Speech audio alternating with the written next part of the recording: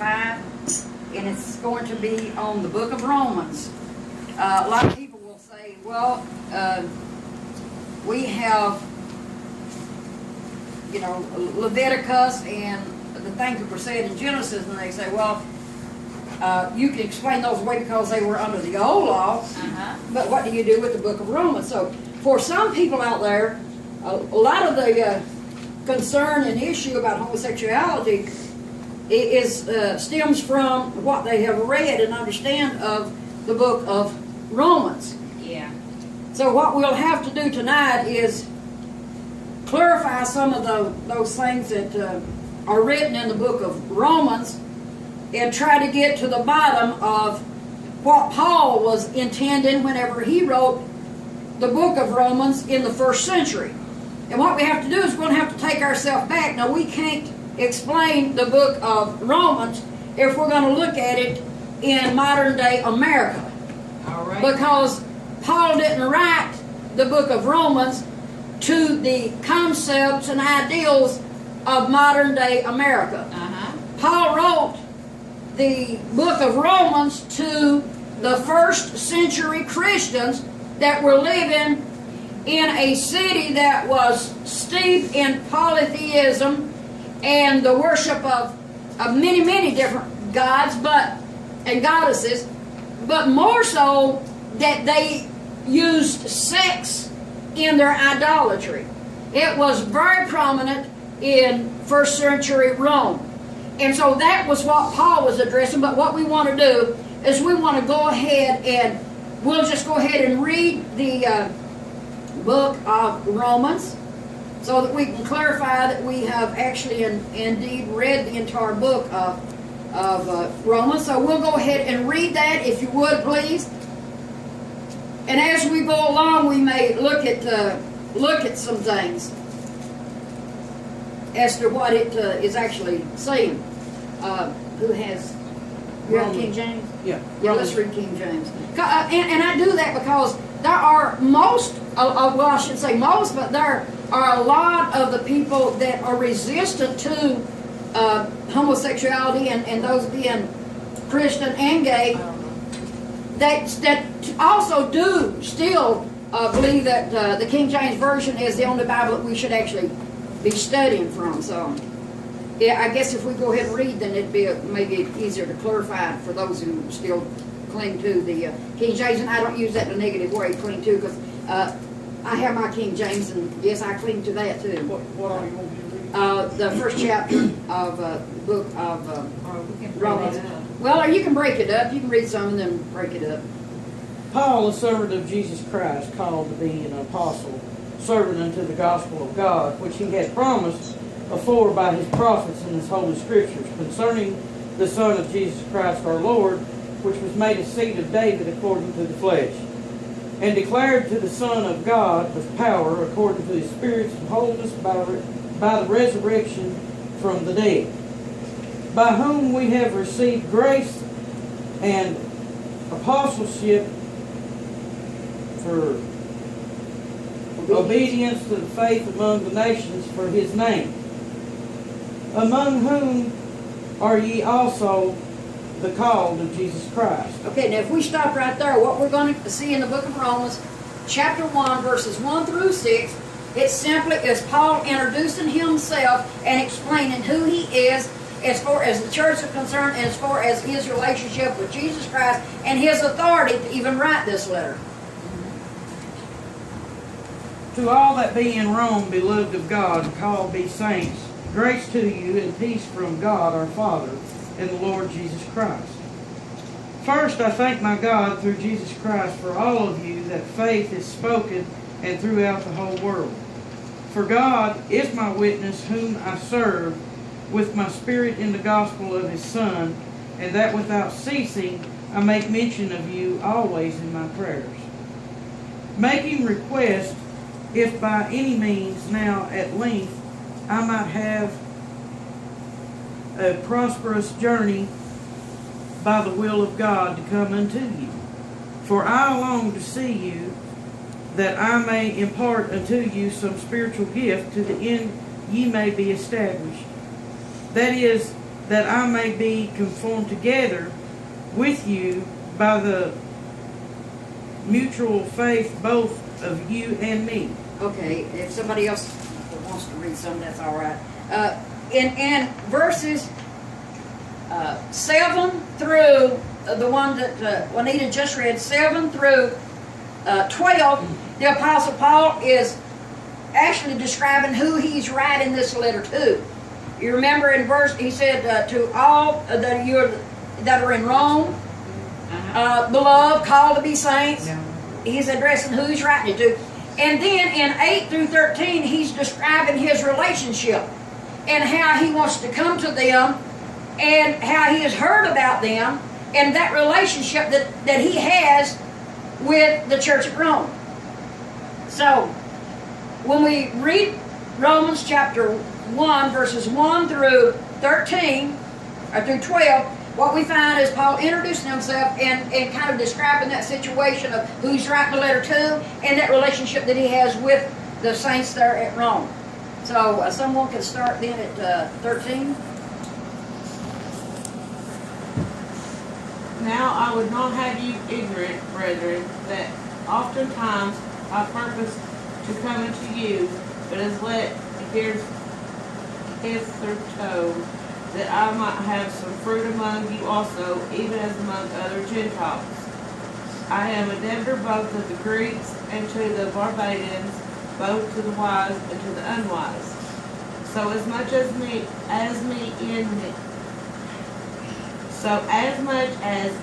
me is, I am ready to preach the gospel to you that are Rome also.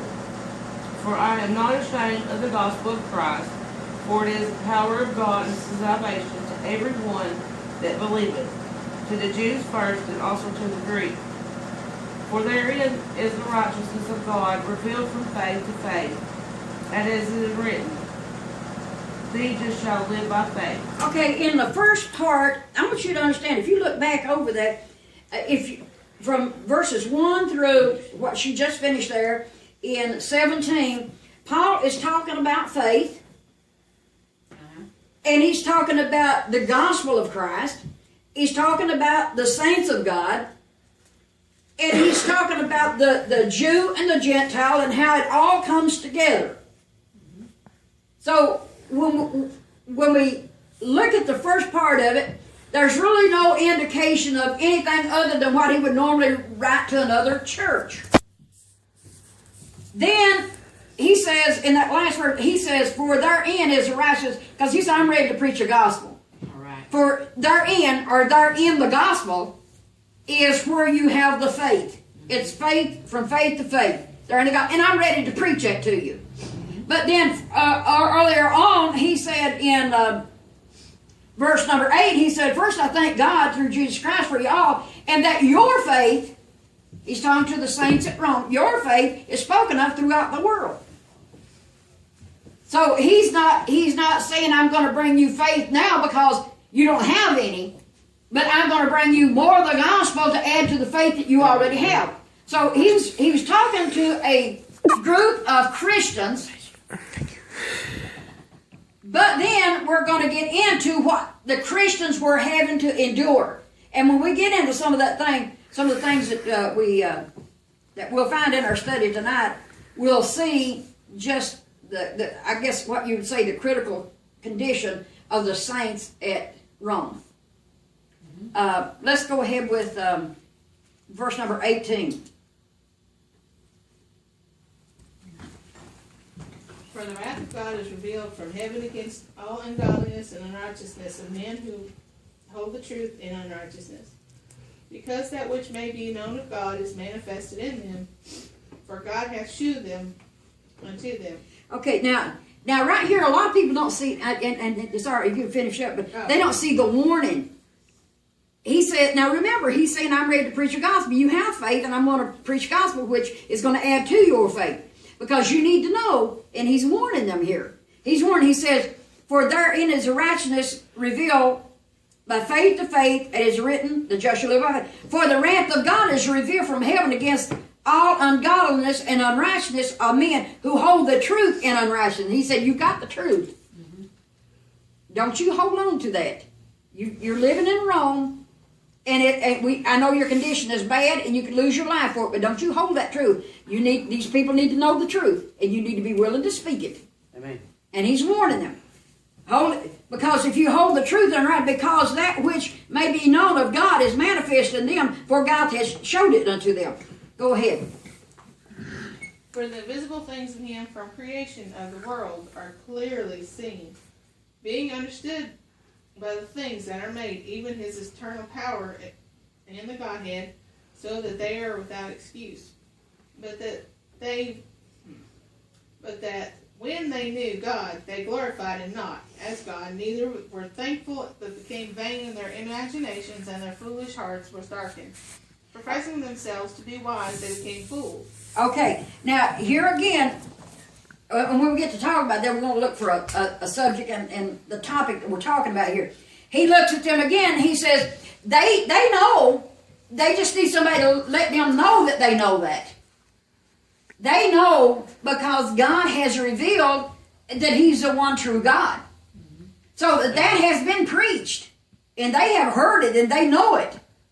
But because of the cultural impact and you know how people, we have I always say this kind of kidding, we have doctors and lawyers and Indian chiefs today that they know the truth, but they won't stand up for it because it would affect their status in the community and in their workplace or whatever. So they won't stand up for it. And he's warning them right here. There are some people there that know the truth. So they need to be warned that they need to stand up for it because God's already revealed that. Amen. They already know the Godhead. He's already revealed this to them. Even by the invisible things of the world, just things that visible and invisible that they know that exist. That there's just one God. Go ahead. And he says they're without excuse. And, okay, 23. 1. 23. Yeah, she. 23. 23. Okay, yeah. Can we go ahead with 21 again?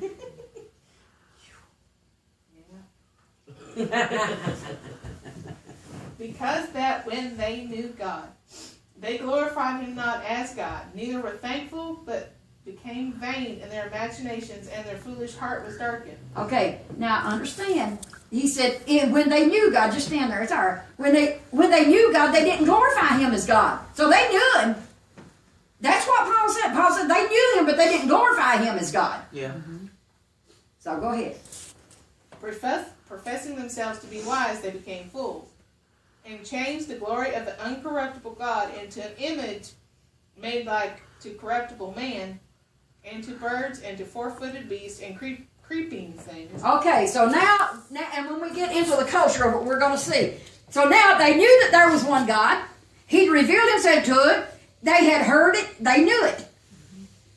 But then to satisfy their different needs of worship and so forth like that, and by the cultural impact of other, especially the Greek culture that had come in and all their gods and goddesses, he said now they changed it so that now they're developing gods.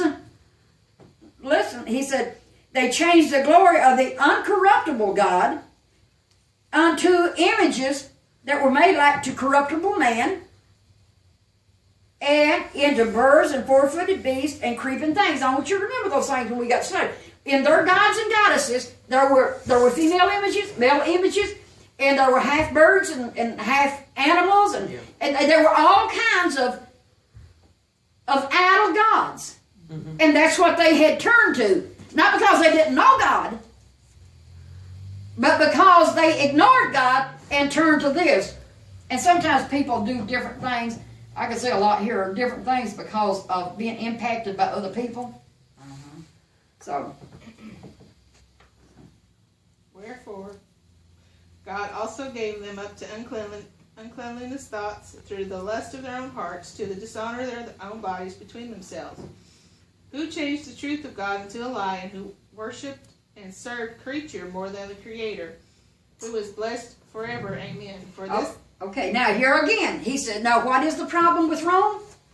Here again is one of the problems. He said, what did they do? They change the truth of God to a lie, and they worship and serve the creature instead of the Creator. So now we're seeing what this book is all about. We know that they changed the true God to creatures and other images that they could worship. Yeah. They turned the truth of God into a lie, and they began to serve and worship the creatures rather than the Creator. Okay. So now, if we have a subject, that's the subject of Rome, of the Romans, okay? For this caused God to give them up into vile affections, for even their women did change the natural use into that which is against nature. And likewise also the men leaving the natural use of the women burned in their lust toward one another, men with men, working that which seemingly, and receiving themselves that compass of their error, which was meat, and even. Okay. Now, these are the two scriptures that they use. But I want you to look at this. All of this stuff that I said before. Pay attention to this. They knew the truth. They turned it around. They started making images to all kinds of creatures. And they started worshiping those creatures rather than the Creator. Okay. This is what they do. They knew God. They forsake God. And they started building their own gods and worshiping their own gods. And when they did that, what God did was step back. And He gave them up. He said, go ahead. Go ahead. Go ahead. Now, every now and then as a parent, we have had to do this. We have had to step back from a child and say, we have told you, now you're going the wrong direction, go ahead. But the fruit of what you're doing is going to show up. And this is what he's saying here. He said he changed them to vile affections and so forth. And that is the nature of people.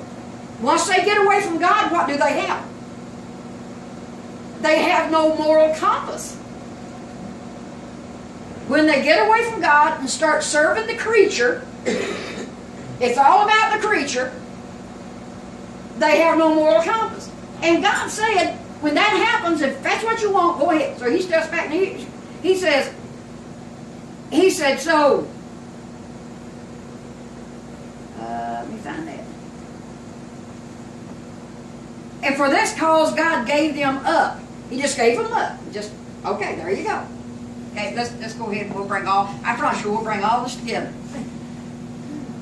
And even as they did not like to retain God in their knowledge, God gave them over to a reprobate mind to do those things which are not convenient. Okay, now hold it right there just a minute. He said, even as they did not like to retain God in their knowledge. Okay, now number one is that excludes Christian gates.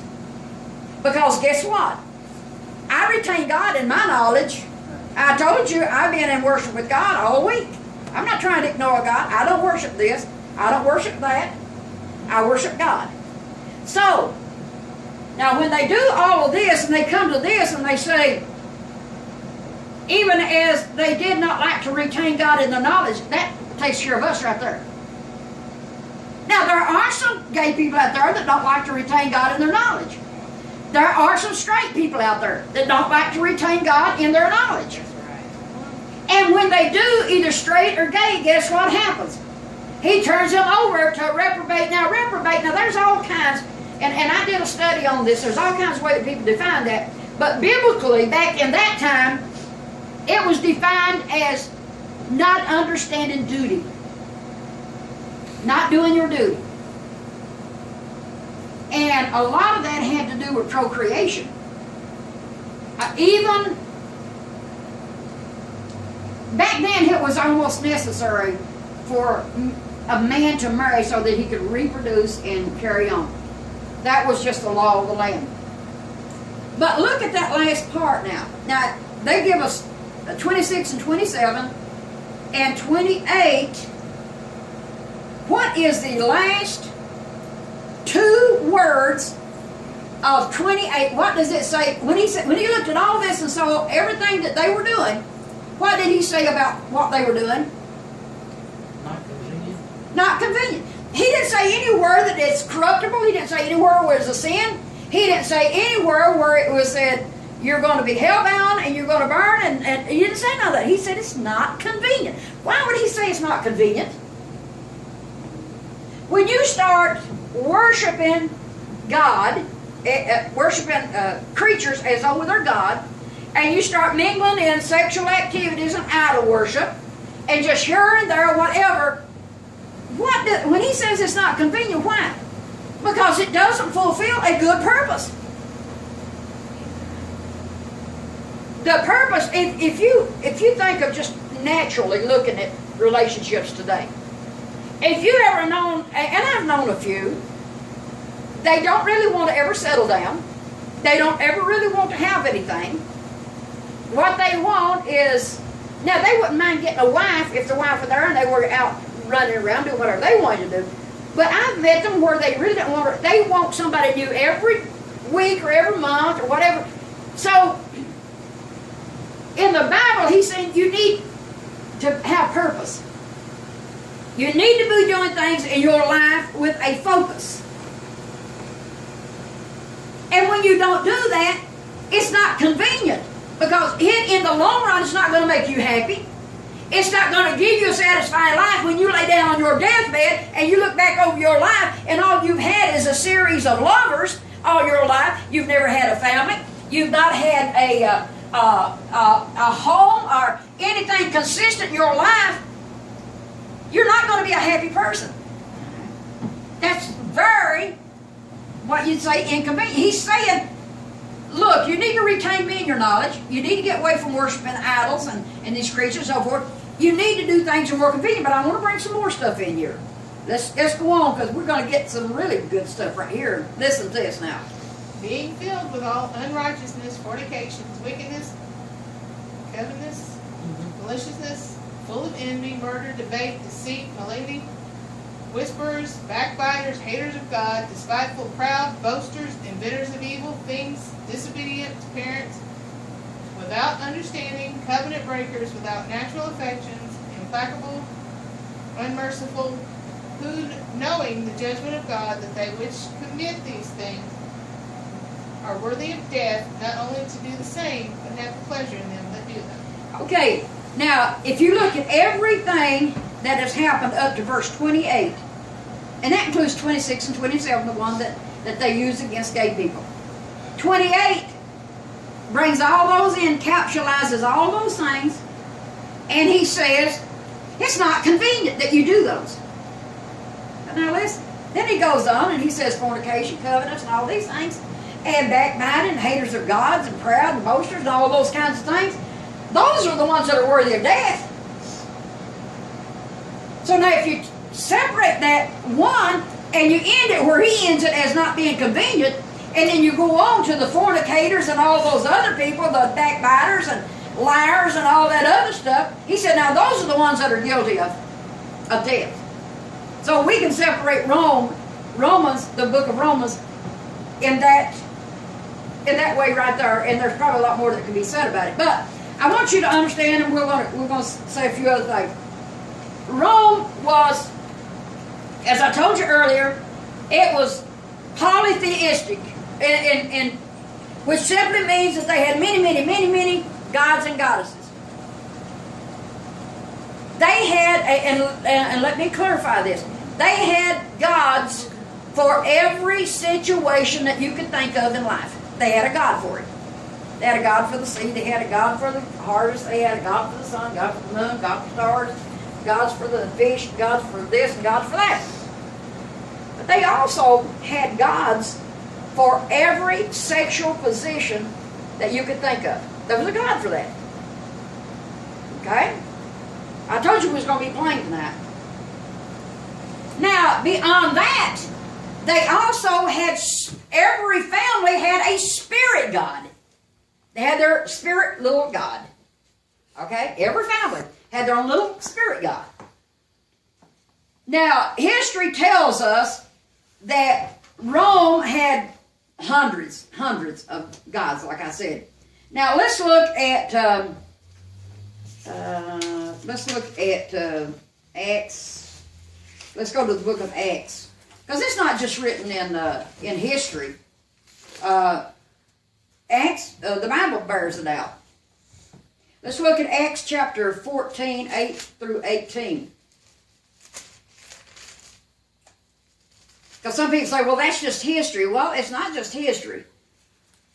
In the Bible, we'll find where Paul addresses this situation.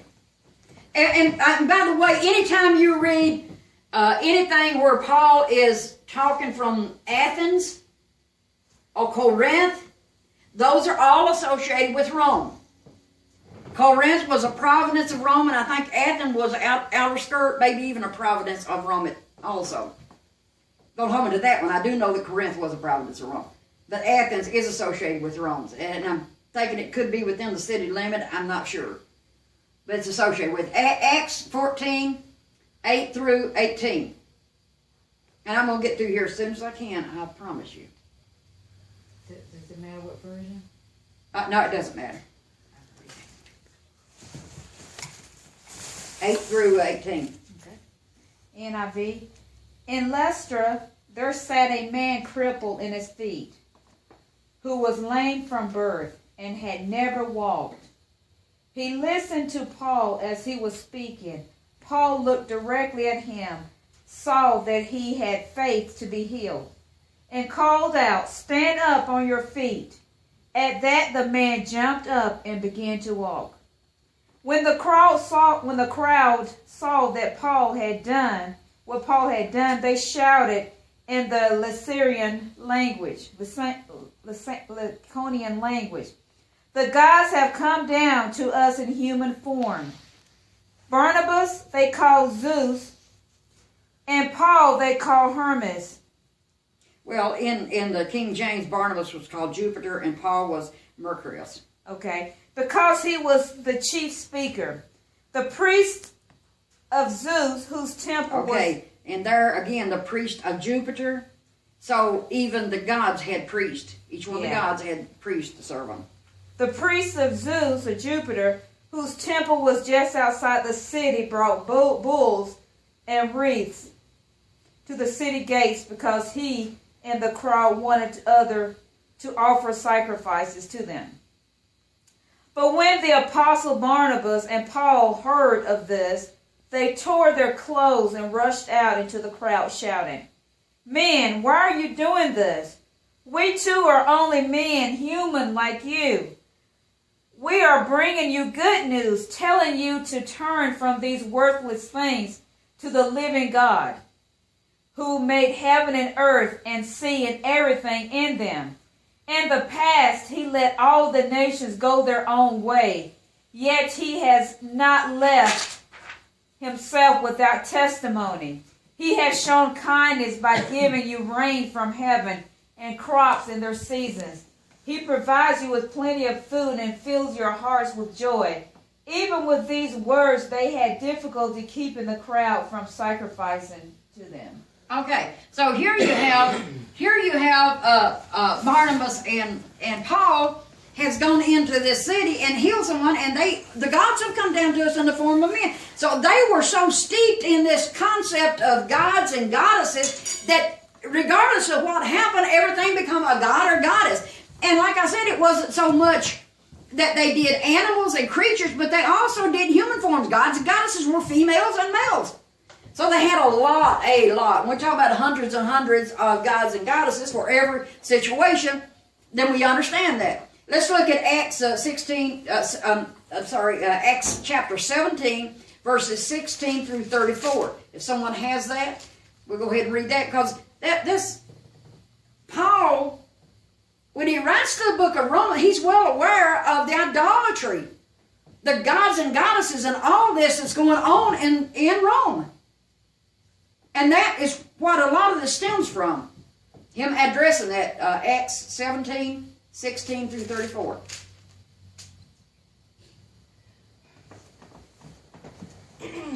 Got the NIV this time. While Paul was waiting for them in Athens, he was greatly distressed to see that the city was so full of idols. So he reasoned in the synagogue with both the Jews and God-fearing Greeks, as well as the marketplace day by day with those who happened to be there. A group of Epicureans Epicureans and Stoics. Okay.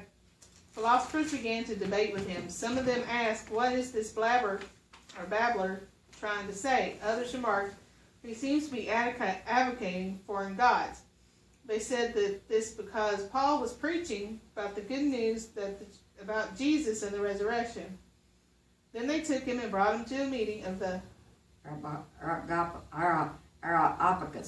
Areopagus, where they said to him, "May we know what this new teaching is that you are presenting? You are bringing some strange ideas to our ears, and we would like to know what they mean." All the Athenians and the foreigners who lived there spent their time doing nothing but talking about and listening to the latest ideas. Paul then stood up in the meeting of Areopagus and said, "People of Athens, I see that in every way you are very religious. For as I walk around and look carefully at your objects of worship, I even found an altar with this inscription, 'To an unknown God.' So you are ignorant of the very thing you worship, and this is why I'm going to proclaim to you. The God who made the world and everything in it is the Lord of heaven and earth, and does not live in temples built by human hands. He is not served by human hands, as if he needed anything. Rather, he himself gives everyone life and breath and everything else." Okay, we'll stop at that. We won't read all the way through there for the sake of time. But as you can see, when Paul was in this area, what happens? He sees all of these altars and idols where they're doing all of this worship, and the Romans were so meticulous to make sure that they had a god or goddess for every single thing on the face of the earth that they could think of. To make sure they didn't leave anything out, they built a shrine there to the unknown God. In other words, if we've missed one, this is it. So try to understand, when Paul was writing to the church at Rome, he was writing to a church that was in the midst of absolute idolatry in every imaginable form that you could think of. Now, we're going to get to some really rough stuff. And I'm going to try to get to it as easily as I can. They had festivals. These were festivals that they had every year, 2 or 3 times a year, whatever. They were so many different festivals. One of the festivals was where they carried a big idol image of a man's genital through the street, and everybody worshipped. Now, these Christians at Rome were having to deal with this. Another festival was that they would put, you believe that? Yeah. Another festival was that they would put tents up in the midst of the streets, and women were asked to not have sex for 9 days prior to it. Then they would go in there, and for a length of time they did a lot of sexual activity with themselves, with the slave girls and so forth. And then when they were ready, they would really holler out, "We are ready now to have sex," and all the men would go rushing in. So, and I could read a lot more. There was situations where, let me see if I can. Burgo Partridge, a noted historian, said that it is unnecessary to speak about the orgies among Romans because they lived their lives like a great orgy, day after day after day. Okay. Another historian, Waite, stated that the externalities and practice of the festivals was orgies of wine and sex.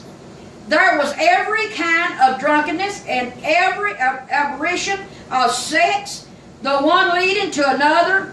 Over all reigned the phallus, or the male penis.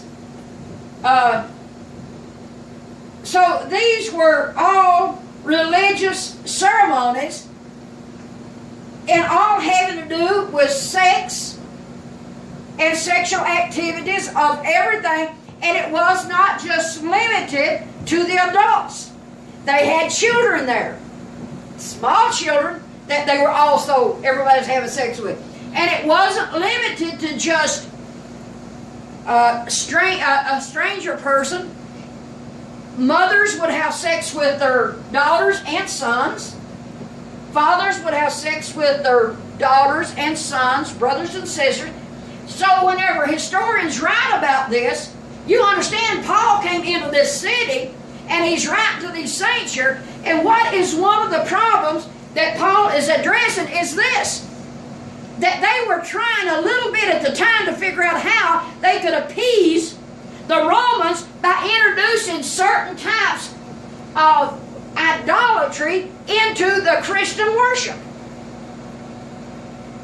And Paul was then saying, this is what happens. Read the book, first chapter of the book of Romans, and then you will see what happened.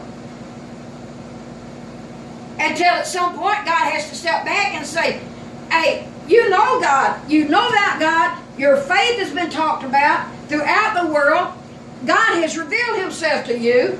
Now, if you hold that belief or that doctrine in unrighteousness, not telling everybody else, not saying, look, folks, we can't engage in this kind of activity, it's not godly. There is one God, not all these other gods, and you don't worship all these other gods by sexual activity, drunkenness, and all that. You don't do that. Paul was addressing the saints of God to try to get them prepared to say that, yeah, it may cost you your life, but you know the truth and you have to tell the truth. Because everything that was going on around them was absolute filth. And they were right in the middle of it. So, does this give you a better picture of the first chapter of Rome? I got to ask that question. Paul was writing to a church. Let's take Las Vegas. Las Vegas prostitution is legalized there, and it's by far a little bit better. But let's say that we took Las Vegas, and some people say New Orleans is worse. I don't know, but let's just say that we took that and magnified it by 10,000 in the corruptions that go on and any sexual activity and so forth like that, and try to build a church there. You understand why Paul would be saying, look, you know, I know that you're going from, and when he said, look, when he says, I want you to listen to how it's written there.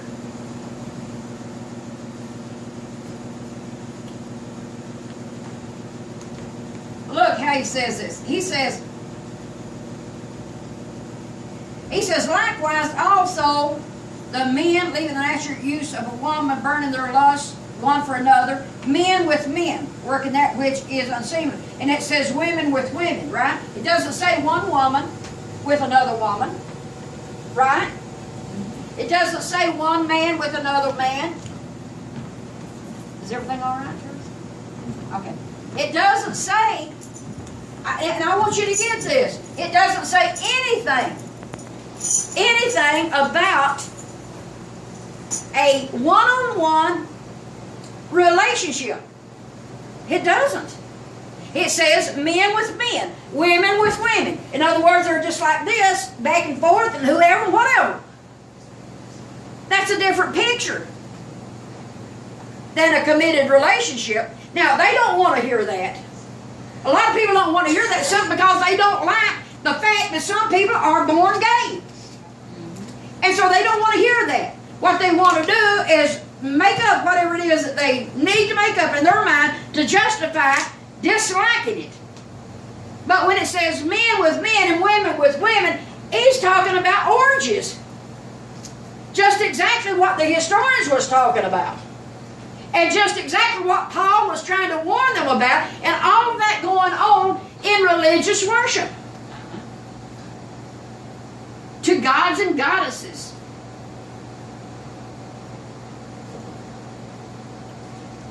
I think I've said enough.